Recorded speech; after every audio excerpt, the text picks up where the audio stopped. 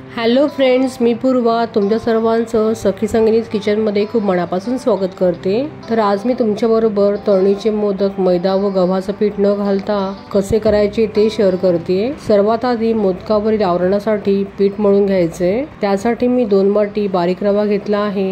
यामध्ये आता अगदी चिमूटभरच मीठ घालायचं। कुठल्याही गोडाच्या पदार्थामध्ये थोडंसं मीठ घातलं की तो पदार्थ आणखीनच रुचकर लागतो। सोबतच कडकडीत तुपाचं 2 चमचे मोहन घालायचे। हे घातल्यामुळे मोदकाच्या बाहेरील आवरण मस्तपैकी खुसखुशीत होतं। आता हे सर्व चमच्याने मिक्स करून घ्यायचंय व 2 चमचे दूध घालून याचा घट्ट असा गोळा मळून घ्यायचा आहे।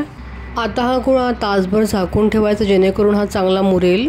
गोळा मुरेपर्यंत मी आता मोदकाच्या आतील सारण नारळापासून तयार करून घेतेय।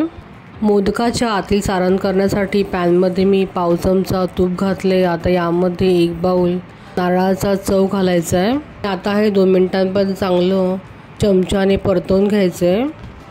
जवळपास 2 मिनिटांनंतर मी या ठिकाणी 1 बाउल नारळाच्या चवाला अर्धा बाउल गूळ घालते। गूळ तुम्ही तुमच्या आवडीप्रमाणे कमी अधिक करू शकता। आता हे सर्व चमच्याने 1 मिनिटांपर्यंत फिरवून घ्यायचे। या ठिकाणी मी या मिश्रणामध्ये काही काजू आणि बदामाचे काप घालते। हे सुरुवातीला 1 मिनिटांपर्यंत परतवून घ्यायचे आणि नंतर हे सर्व मिश्रण एकत्रित 5 ते 6 मिनिटं परतवून घ्यायचे। काजू आणि बदामाचे काप मिश्रणामध्ये घातल्यावरती सारण आणखीनच रुचकर लागतं। मिश्रणामध्ये गूळ व्यवस्थित मेल्ट झाल्यावर यामध्ये अर्धा टेबलस्पून विलायची पावडर घालायची आणि सर्व मिक्स करून घ्यायचे।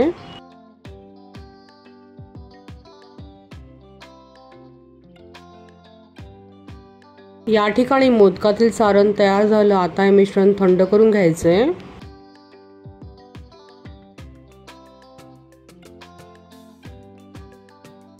आता 10 मिनिटांनंतर मोदकाची पारी करण्याकरिता कणिक चांगली मी मळून घेतेय। आता या कणकेतील लहानसा गोळा घेऊन मोदकाची छोटी पारी लाटून घेतेय।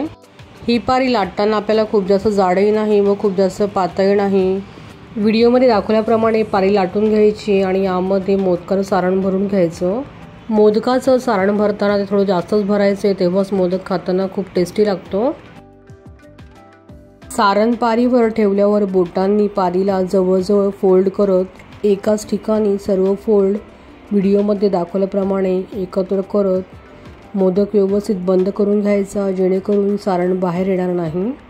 हा तळणीचा मोदक असल्यामुळे तेलामध्ये सुटू शकतो, त्यामुळेच मोदक व्यवस्थित बंद करून घ्यायचा आहे। तुम्ही पाहू शकता कळ्या न पाडता सुंदर व सुबक मोदक या ठिकाणी आपला तयार झाला। आता कळ्या पाडून मोदक कसा करायचा ते पाहूया। त्यासाठी मी या ठिकाणी एक मध्यम आकाराची पारी तयार करून घेतली आहे। आता यामध्ये सारण भरून घ्यायचे। पारीमध्ये सारण भरून झालं आहे। आता पारीला बोटाच्या साहाय्याने फोल्ड करूया। त्यासाठी मी या ठिकाणी पारीला फोल्ड करण्यासाठी 3 बोटांचा वापर केला आहे। मधलं बोट पुढे आहे आणि मागच्या 2 बोटांनी पारीला खालपर्यंत कळ्या करायच्या।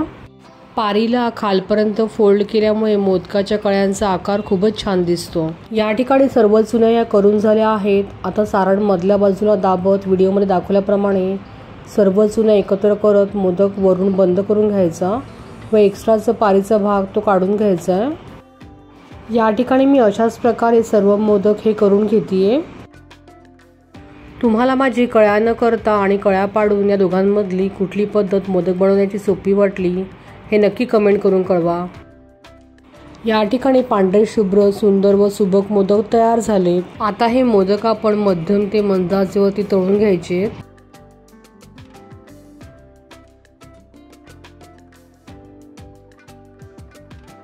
खालची बाजू थोडी कडक झाल्यावर ती मोदक पलटून वरच्या बाजूने तळून घ्यायचा आहे।